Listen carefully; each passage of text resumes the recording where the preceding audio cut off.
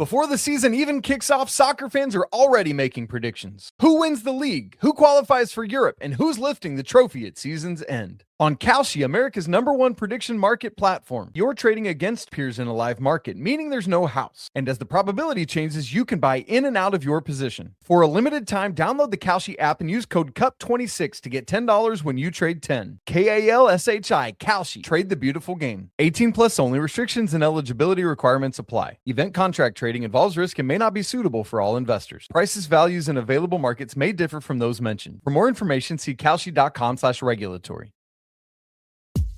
This episode is brought to you by Google Chrome. You think you know a browser, but Gemini and Chrome? That's new. It can help you with practically anything on the web, like restoring a vintage motorcycle from a 50-page restoration blog, or finally break down that long article you've had open for weeks. Gemini and Chrome is here for it. Ready to make anything online make sense? There's no place like Chrome. Check responses, setup required, compatibility and availability varies, 18 plus. This episode is brought to you by Facebook. So you were scrolling on Marketplace, and there it was, the bike you'd been searching for. You sent a message, and it turned out the seller was super chatty, kind of funny, and an avid cyclist. The next thing you know, you're in a cycling crew. Well, a community cycling group.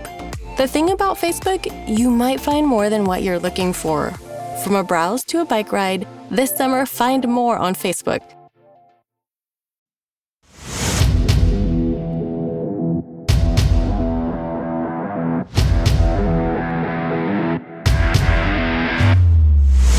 Rain again, and he's got it! Gavin was closing in. Oh, Gavin has scored! Abdul Osman against Brad Jones to put Liverpool out of the cup, and Northampton 3! Hello and welcome to It's All Cobblers to Me. The season has officially begun, albeit before a ball has been kicked in League Two. But never fear, the Cobblers have made sure we all feel right at home by losing in the first round of a cup competition. It's good to be back, isn't it, everyone? I'm Charles, and of course I jest, for I fear that I'm about to get told off for being pessimistic by Danny, Chessie, and Neil. Hello, folks. Who wants to counteract my negative jibes first, then? Well, it was a fun day out for the fans, wasn't it? It looked it. Neil was there. Neil was there. Was it a fun day out, Neil? Define fun, Charles. You had a smile on your face and then you enjoyed it. Yes, then in that case, yes. That was mainly because Dewey was stood behind me and I could feel his presence throughout the whole game. In more ways than one. Is it quite a big presence that you were feeling? Or? It was large enough. Oh, very good. Yeah. Welcome back, everyone. We're back. Hello. Oh dear. Yes, this is the kind of nonsense that League Two has brought back to the pod. Brilliant stuff. It was so serious last season, weren't we? Yeah. Oh, it was so depressing, wasn't it? Like every weekend we were just like, oh, for God's sake, not again. So I'm hoping that at some point we do actually win a game of football because it will be so much fun. It'd be nice. We already feel comfortable though, don't we? With out the cup, first round. Out the cup. Yeah, well, this is it. Feels like home. Feels like home. Yeah. It feels like we've put our slippers on and we're ready for the new season. Yes. Lovely old jobs. Lovely. And if you're me, a dressing gown because I'm freezing all the time. Well, this is it, right? There is a massive juxtaposition even as we record because Neil has his fan on because he's super warm, and Chessie sat here in a hoodie. So yeah, massive juxtaposition. And it is like 27 degrees here as well, so it's very hot for the coast. Absolutely so I'm still in my hoodie. I don't Danny? think I've cooled down, Charles. I've been to the cricket today. Oh yes, you were. You were at the county. At the county ground, yeah, and I don't think I've cooled down since that. I enjoyed the fact that you said, Neil, that you were there. It was very hot, and then you said, "Oh, lads, we've tapped out. We've gone home." Because the next thing that I saw that came up on my phone was that the Steelbacks had won the game. Yeah. So my youngest the heat was a bit too much for him. He was getting all miserable and cranky, so we made the call to leave. I think we were about 50 for 2 at that point in our kind of response, and then they went a little bit wild and ended up winning pretty quickly after that. Yeah, so good. It's almost like they decided to start playing well after you'd left. Well, you can't blame them. No, you can't. They were all thinking, "Oh, He's one of them. They've brought some doom and gloom from Sixfields. Yeah, brought it over. I tell you what, there was quite a few Cobblers shirts there. Good. And you met Darren Lehman? Didn't meet him. Didn't meet him, but he gave you a cheeky wink. You said cheeky wink. Yeah, cheeky wink. It's those Australians for you, isn't it? Cheeky winks, bastards. Cheeky there wink. you go. Well, look, we say this every single time, but while it's free to listen to It's All Cobblers to me, it isn't free for us to make, and we do all love making the podcast, but that isn't possible without your help. So if you can, and you would like to, you can support the podcast by joining our Patreon. For less than the cost of a pint at the match, Patreon provides all episodes without any ads, extra episodes, and access to our fabulous community of Cobblers fans. You can get all of that and more for just £5 a month, less than buying a pint at the match. And you can support the making of the podcast. Go to patreon.com/Cobblers to me and help us along. And if you can't do that, then just tell another Cobbler's friend about us. That is one of the best ways that you can help support the podcast. Neil, you were at the game. Yes. I was watching it on the old Sky Plus, and I admit straight away that it is not the same ever as being at the game. It did look like the Cobblers fans were there in numbers and were there to enjoy themselves. Yes. Yeah, there was a large number of Cobblers fans that made the short hop, which was nice. Just under 2,000, I think. It was it was relatively it's always really, really difficult, isn't it, when there's essentially no home fans. So Leicester only opened one of their stands for their fans, which I assume is their main stand, which was sort of opposite-ish to the right of where the Cobblers fans were housed. I don't think they sung once. So it was difficult to get any real atmosphere. But what the Cobblers fans did themselves a good service. They were quite loud in places, had some good fun, especially enjoyed when the hydration break happened and a nice song of "We Are Northampton, We Don't Need a Drink" rang around. I enjoyed that. I enjoyed hearing it. Ironically, at that point, I was having a drink. So. I'd have loved it. What you like? I think you'll find I do. Yeah. The camera just pans around to Neil with a shandy in his hand. Well, me and Dewey did say, look, at a certain age, it's important to stay hydrated, and we're at that age, so let's have a little sip of our drink. Oh, good. I'm glad. I mean, what did the heat justify the break? No. It was warm. Luckily, where the Cobblers fans were sat, the majority of it wasn't in the sun. I think the first few rows were in the sun, and then obviously the sun moves. Famously, it moves. So a few fans had to move seats to the shade and stuff. But does the sun famously move, Neil? Or well, is it actually the Earth? Yeah, we right. Okay, just checking. Science, Mr. Science over there.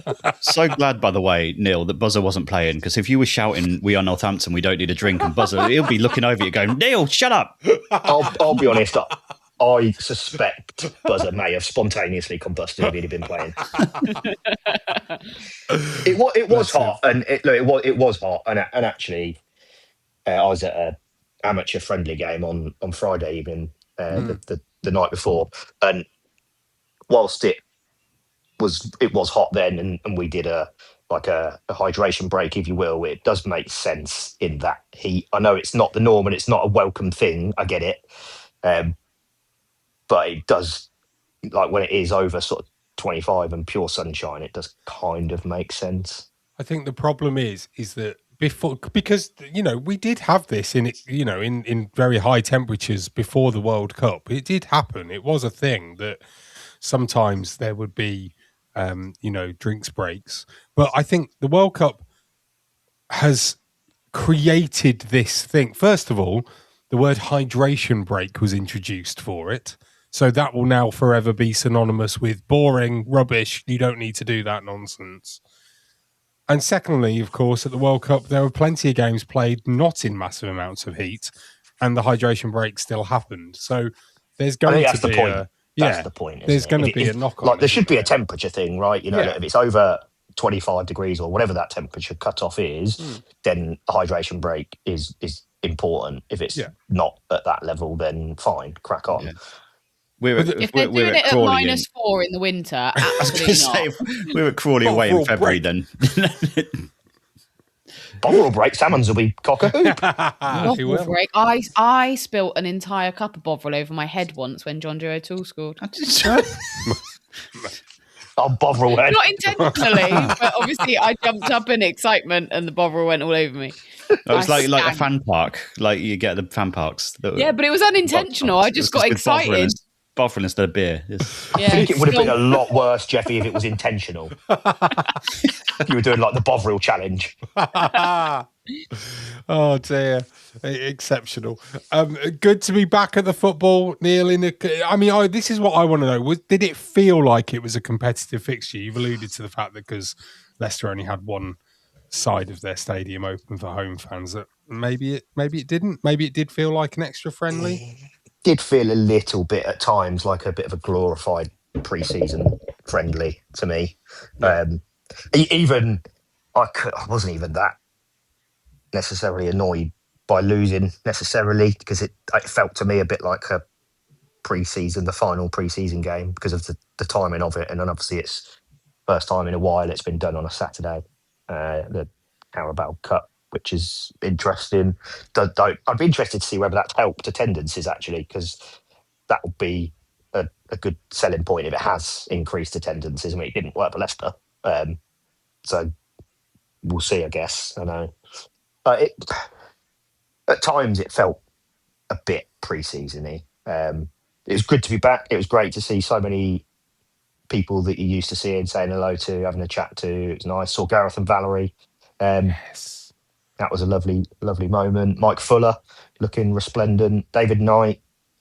Tombo Cliff as well, who had a little pop at me for not being in Mexican regalia. Quite right too. But yeah, it was nice to be back. It's always nice to be back, isn't it? On a slightly more competitive than it was kind of in between a pre-season friendly and a competitive league match, if you will. Kind of competitive friendly, you might say. Yeah, I don't think the heat helps either. And it just felt a bit slow at times. And obviously, I think we're probably going to come on to talk about the game a little bit, I guess. But obviously, Leicester are really, really good on the ball, and their style is keep the ball and slow pace, build up, etc., which can make for quite a boring game. I think they had about 80% of possession, didn't they, or something? Yeah. And it didn't really felt like our game plan was stay in the game and then give it a go the last 10 minutes, which is obviously we did give it a go in the last 10 minutes, which brought about a bit more excitement. Yeah. Outside of, we could have probably scored in the first 30 seconds, but we'll talk about it in a minute. Yeah. So yeah, it was interesting. It kind of went through little spells where, oh, that's exciting, and then spells where Dewey was whittling on to me about the curry he was going to have later in the evening. And nice. Yeah. No. I don't know what the A road is. The main A road in Leicester is, but no A road chat between the two. It's the A Fox. It's famously nicknamed. Excellent. Yeah. Brilliant. It's the A Guppy, I think it is. Get him in. The River Lennon. Right in. Oh dear. Danny, overall thoughts for the Akin bypass. Damn it! Wow, that was too late. Too slow. Get out. Oh dear. Thoughts on the performance overall, Danny, and the result? I mean, the result probably is. I mean, from my perspective, I didn't expect us to go and win. That's not what you were saying after the game, Charles. You were very angry after the game, Charles. Yeah. Almost left the WhatsApp group at one point. Singing 33-33 without a win, I think. I made the point. I made the point, which I feel is very, very fair, that... Well, you would feel it's fair. It's your point. Yes, I would do. Right. But if we go back to the point that I made was, that's another. How many defeats in a row is that? It was actually just a question. It wasn't me giving any opinion. I was just asking the question, and Danny's immediate response was to say, "Oh no, I'm not counting that. We're not doing this." Last season, Danny turned into Burko. He did. He was like, "Order." He was like, "I'm not having it. I'm not having it." And I just made the point that the mix between Burko and Harold Bishop. Get the tuber out. Oh, don't get lost in the sea, Danny. No, I'll try not to. Harold, I made the point, or you said, no, this is the start of a new season. You know, there's been a few games in between pre-season, blah, blah, blah, blah. I'm not counting it. And I made the very, I feel, valid point that, well, in that case, in August, September of 2016, we shouldn't have carried on up until, what was it, 33 undefeated? So, yes. It was just a genuine thing of, is that, because I think it's 12 in a row. And it was meant to be a tongue-in-cheek, little bit silly. And this is where emojis help, Charles. Is it? There's a tongue-in-cheek emoji. Now. Is there? I thought that looked like something else. If I'm honest. That'd have gone down fine as well. It's fine. Cheeky little gif. I feel like one, we shouldn't really count it from, like you say, from over last season. But also, secondly, yes, I know it's frustrating that we're out of a cup in the first round, but I think you've got to probably look at this one in isolation, because there's a few things that maybe come into it that we maybe haven't thought about, in that Leicester have come off the back of a pretty horrendous relegation. And so they're sore. And they're wanting to... Was it as bad as ours? I don't think it was. No. But what I'm saying, I'm just talking about them in general. I'm not talking about us. For the circumstances, for the game in particular, they're really sore about that. They have probably had a bit of a rocket over the summer to try and make that right. So you've got that element in there as well. They're a league higher. They're probably the top of that league. So actually, if you come away and you've lost 1-0, the rational part of me is like, actually, that's not a terrible result at all. And actually, if you've given yourself a good account, which I think for the most part we did, I think we were lacking a little bit, definitely possession-wise. But actually, if the game plan from Chris Hogg was stay in the game for 80 minutes and try the last 10, then I don't mind that. I would be furious if it was a league game and that was the tactic. But I'm not so bothered about it in that kind of cup, because the likelihood of us coming away with, like I said last week, the likelihood of us coming away with a result against Leicester, I think, was slim anyway. So to give yourself a good account, go fairly toe-to-toe with them. I don't mind that. Yeah, I agree with everything. As I said, it was tongue firmly in my cheek. Get that tongue in your cheek. But it's still a fact. You know, at the end of the day, it is another defeat. To throw the elephant off the back, don't we, straight away? We do. And I think that is my, put a camel my on point, there instead. really. Get a camel on your back. I want us to. I think that there are definitely, signs that we've turned a corner. I'm going to say it, in terms of we looked far more like we were a team. I mean, it probably isn't that hard to look at better than we did towards the end of last season, but I think you can see what Chris Hogg and Chris Doig have come in and implemented. You can see that, because there's new players in there as well. I mean, what did you make of the new boys? I mean, I was surprised that Warhurst didn't start, so we didn't really get a big look at him. No? I wasn't surprised at all. No, I actually felt like it was a very good tactical decision, because my thought is, we talked about this when he first signed. He's a 19-year-old kid, isn't he? And with those kinds of kids, yes, they might be absolutely fantastic footballers. And yes, they might have all of the ability and all of the skill. But actually, there's a massive jump from youth football to men's football. And I think putting a 19-year-old who's just signed for a new club against a team that are vastly better in a higher league, I think would have been a mistake. I think when he did come on, he put himself about well. And I wonder whether partly there was a little bit of a drive and determination to sort of be like, well, I'm going to give a really good account of myself because I didn't get the start. I think it sounded like what Chris Hogg was saying in the interview afterwards. It sounded a bit more like, we know how important he is to us. So said it was the plan, didn't he? Yeah, he said it was the plan, because how vital he's going to be in the coming weeks. We don't want to be flogging him too early, I guess, because he is going to be the one that's going to need at the moment to score all the goals. No pressure. No pressure. Score all the goals. Yeah, go score the goals. I keep almost calling him Paul. I need to stop. His name, Matty.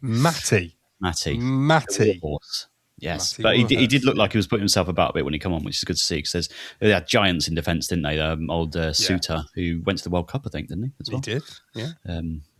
So he did well.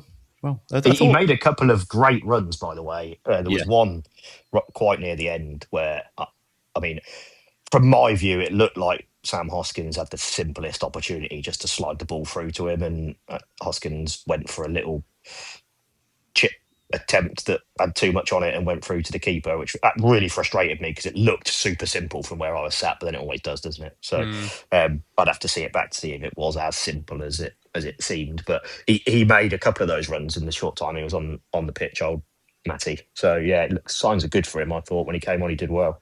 Let's talk about the striker who did start. Okay.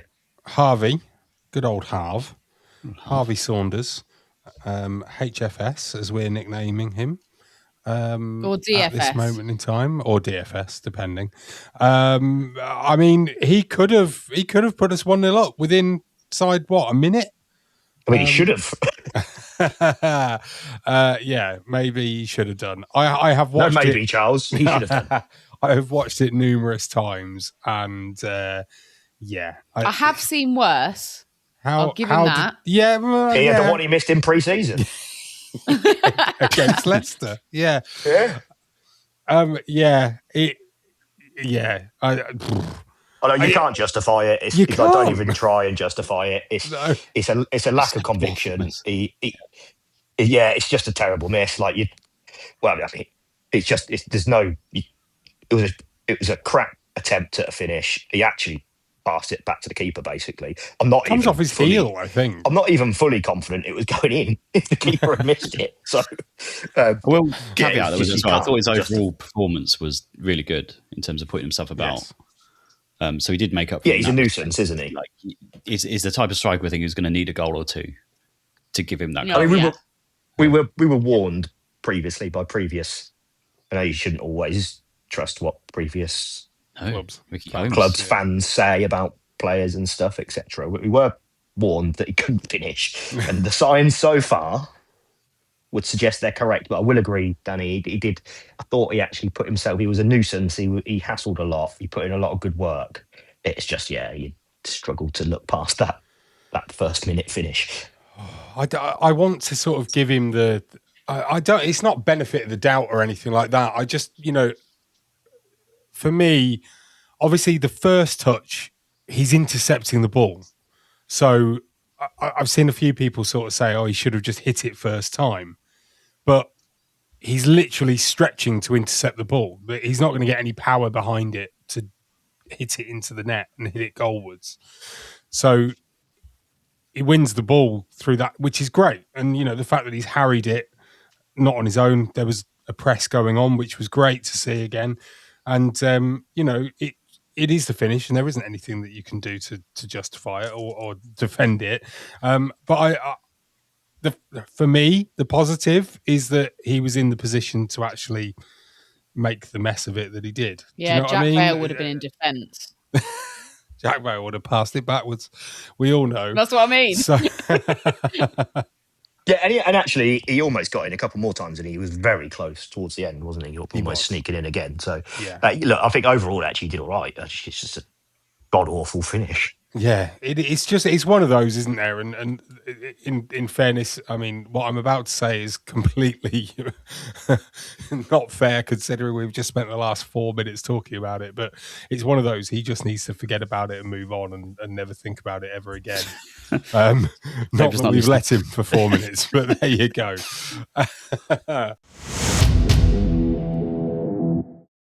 Before the season even kicks off, soccer fans are already making predictions. Who wins the league? Who qualifies for Europe? And who's lifting the trophy at season's end? On Kalshi, America's #1 prediction market platform, you're trading against peers in a live market, meaning there's no house. And as the probability changes, you can buy in and out of your position. For a limited time, download the Kalshi app and use code CUP26 to get $10 when you trade 10. KALSHI, Kalshi. Trade the beautiful game. 18 plus only. Restrictions and eligibility requirements apply. Event contract trading involves risk and may not be suitable for all investors. Prices, values, and available markets may differ from those mentioned. For more information, see kalshi.com/regulatory.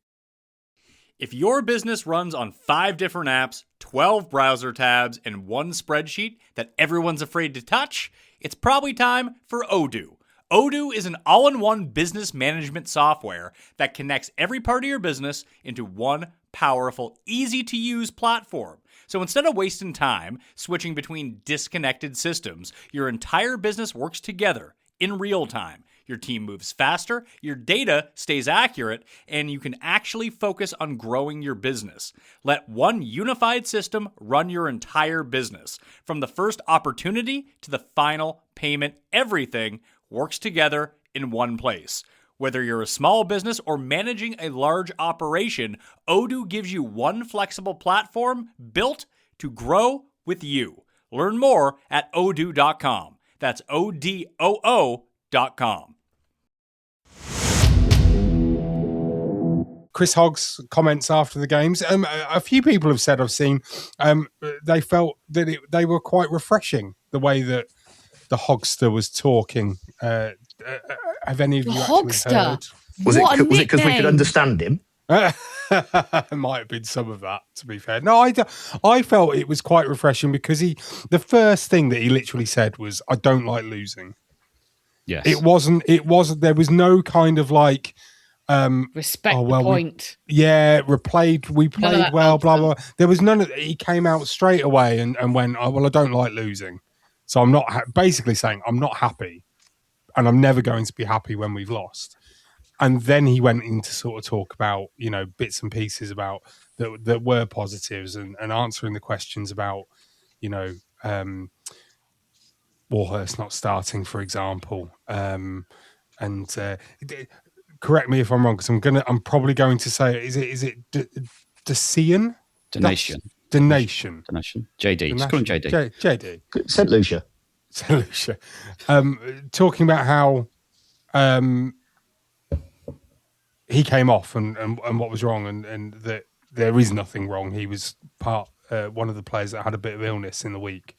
But apart from that, he spoke very well, I felt. And just, I don't know, that there is some sort of air of difference between... Yeah, I agree. And not just between agree. Kevin Nolan and Hogg, but Calderwood as well, obviously. But even maybe with Brady. Brady was pure passion, right?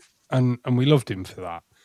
This is measured. Yeah, this is there's very a measure measured. to it. Yeah. And I feel like with Chris Hogg, and Sean's talked about this a lot, he can talk about football really well. Does that make sense? Like it's almost like he connects with us because he talks about it really well. But I think the one thing that will be really telling is whether he can translate that onto the football pitch for us. And I really hope he does, because what I'm hearing in these interviews and particularly yesterday, he's seeing what we're seeing. It was like, well, the quality of the final ball just wasn't there. And that was one thing I really liked, because I was like, that's one of the things that me and Sean said straight away. The final ball was just a real issue.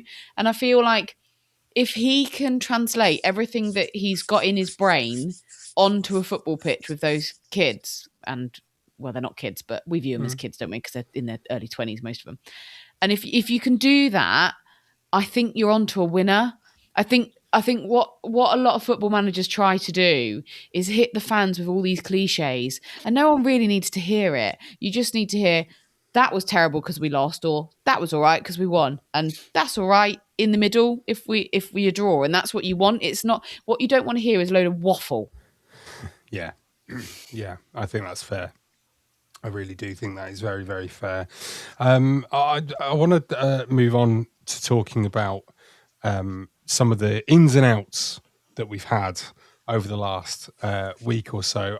And I suppose the place to start is what happened on sort of Thursday, Friday, where rumours on Thursday began circulating that Dean Campbell was subject of a approach from Notts County. The rumour was that they were going to sign him for a fee of around about £200,000.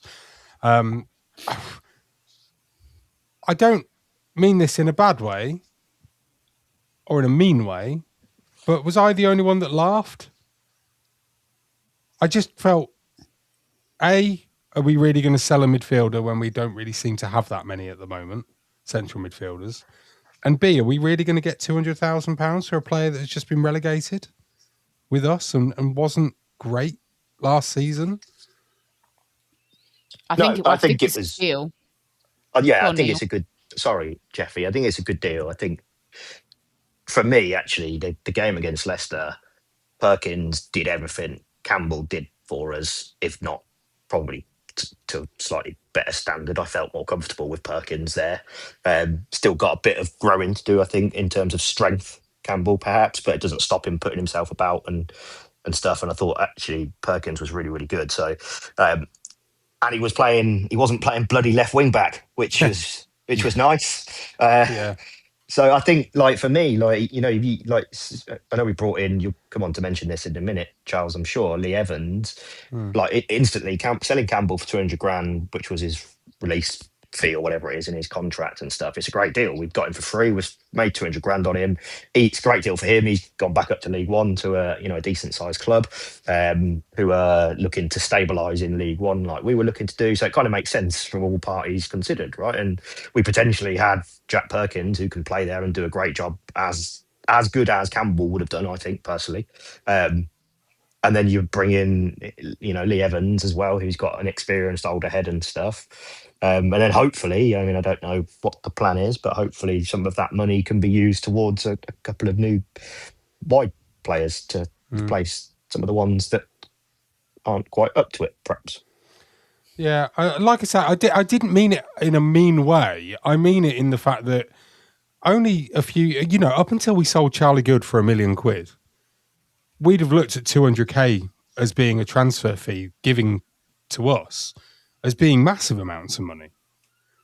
Not in today's economy, though. Well, no, I know, but that's why I kind of laughed about it. I was like, you know, is 200k today's equivalent of like a 25k transfer from 5 years ago? Because it just, I agree completely 100% with what you've said there, Neil. It is absolutely fantastic business by the football club. And it's great for Dean Campbell as well. Superb, fine.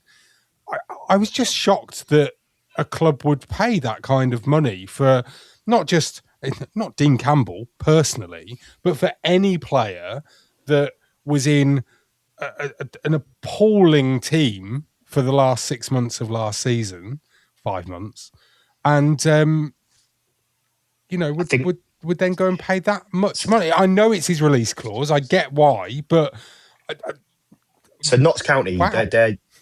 they take the approach very, very, very data driven with their recruitment. I did a bit of looking into them and chatting to a few. I did a bit of research essentially.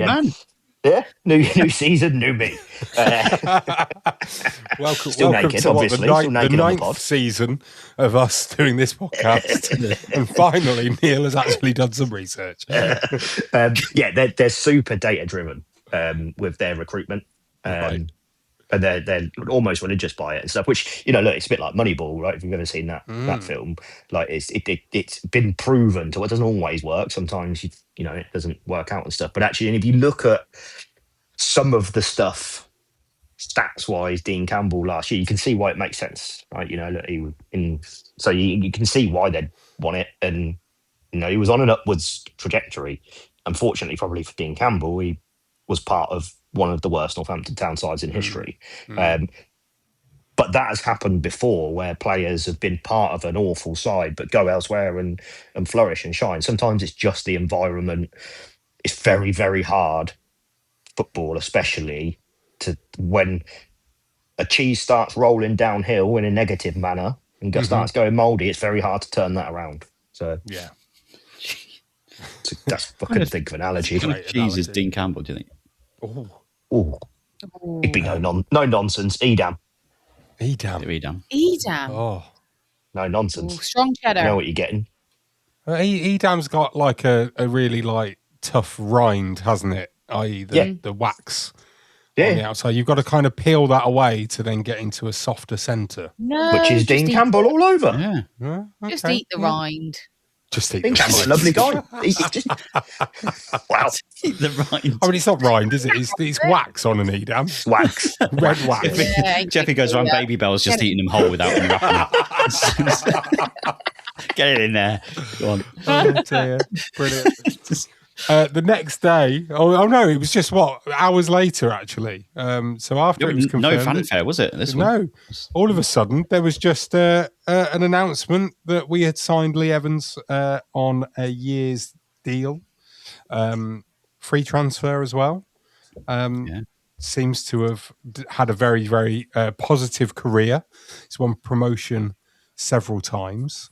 It seems that I liked some of the stuff that Chris Hogg said about him in terms of his sort of personality, I guess, for what he will be like as a leader in the dressing room.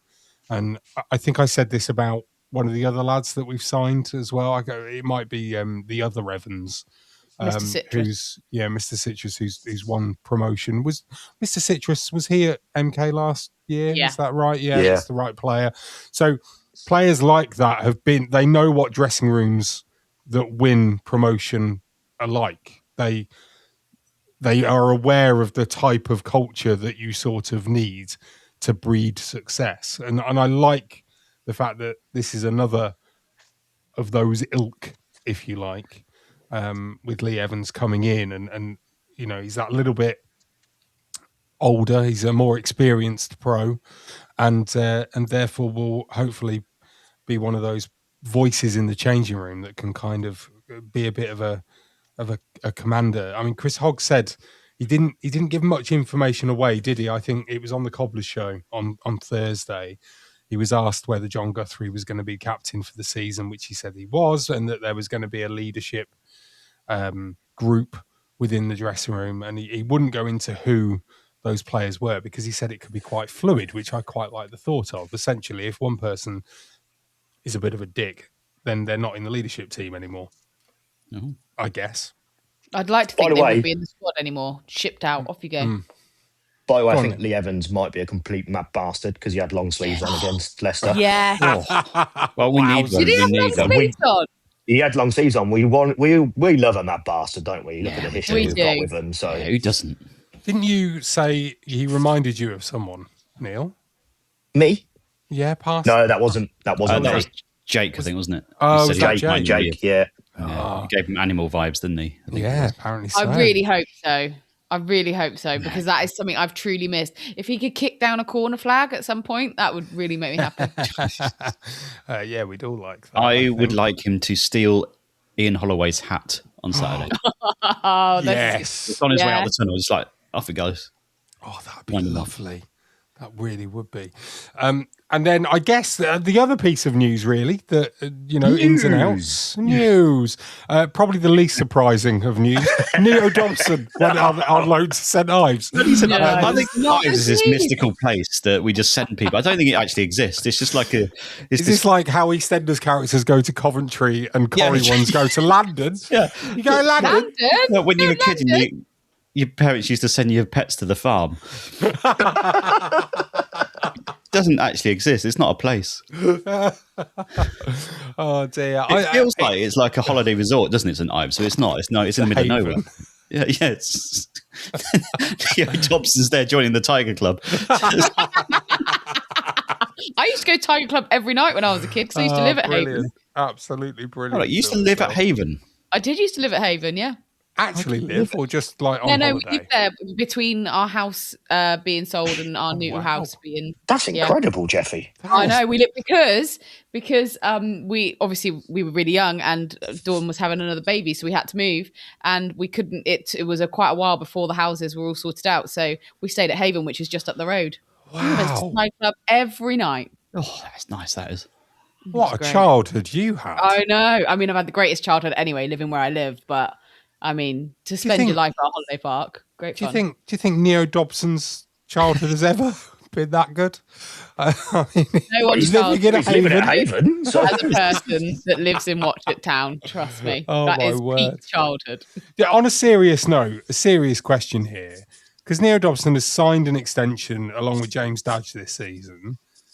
I mean, at what point do we think he will come to a point where he's actually going to make it? He won't. I don't think it's too late. I think if he was going to make it, how old is he now? By the way, like 25. He's 47. Neil. It feels like he's been here for years. Just goes on loan, comes back, signs a new contract, goes on loan again. Oh, St Ives again, crying out loud. Oh, fuck it. He's 19. Meet up with Andy Morrow. Is he only 19?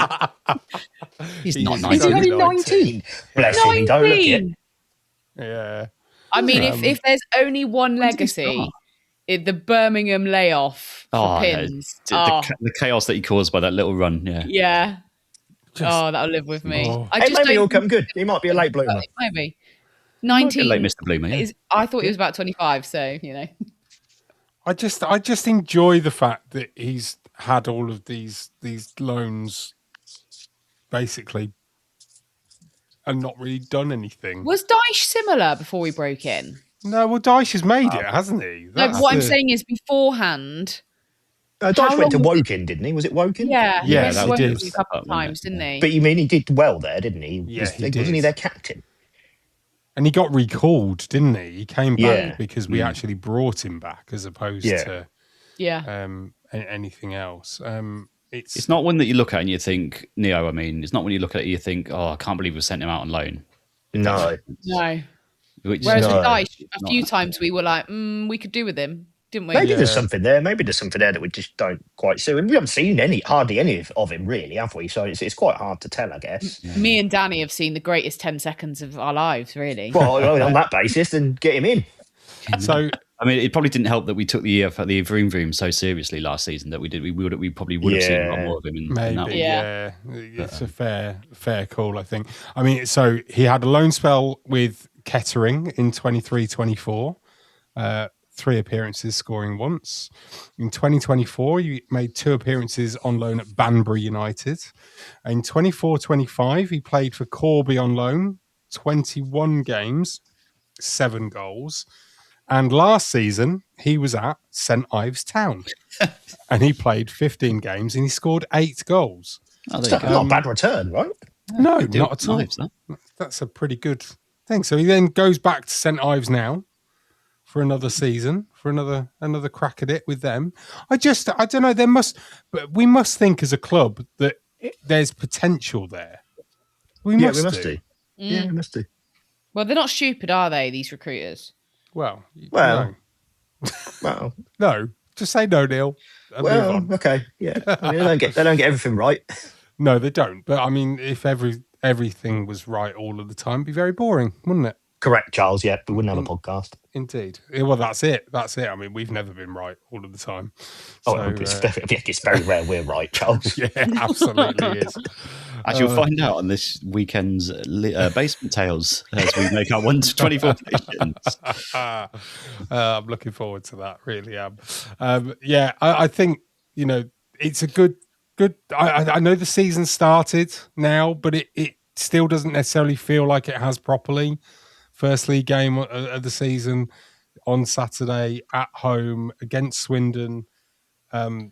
Yes, the Carabao Cup has already begun and ended for us already. But I mean, now is when it really feels like the season starts to, get going on Saturday. I think we use that performance, and I think it was a good enough performance. I really do.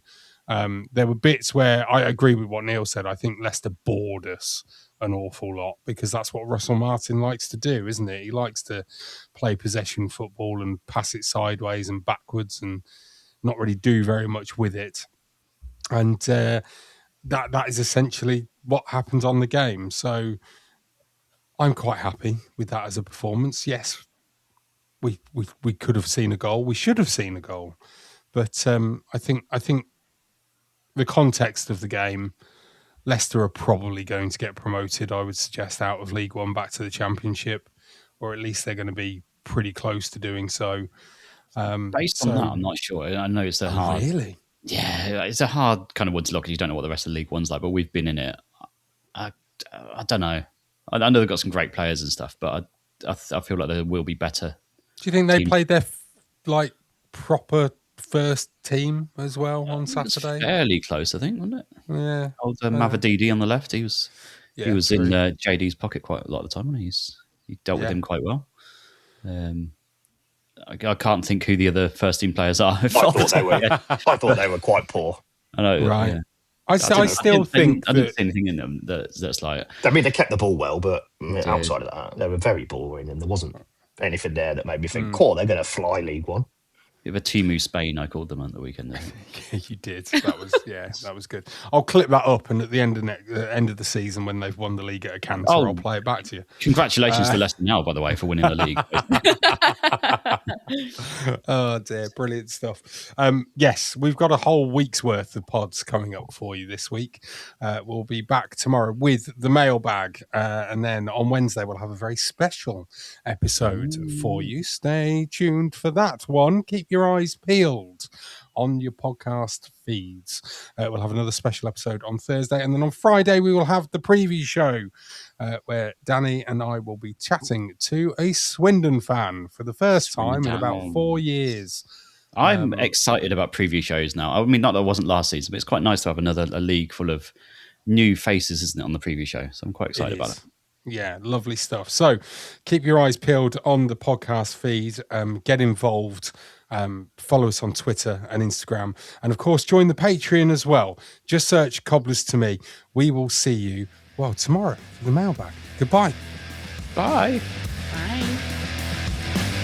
Way! There's the cup. There's the pictures you'll see on tomorrow's back pages. The Cobblers are going through into Division 1. Bring them on because we deserve it. Close your eyes, exhale, feel your body relax, and let go of whatever you're carrying today. Well, I'm letting go of the worry that I wouldn't get my new contacts in time for this class. I got them delivered free from 1-800-CONTACTS. Oh my gosh, they're so fast. And breathe. Oh, sorry. I almost couldn't breathe when I saw the discount they gave me on my first order. Oh, sorry. Namaste. Visit 1-800-CONTACTS.com today to save on your first order. 1-800-CONTACTS. I'm not giving up.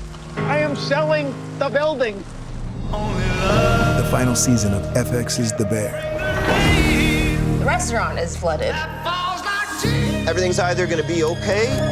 No, stop. Or not. We are outgunned and we are outmanned, but we have each other. FX's The Bear, the final season. All episodes now streaming on Disney+.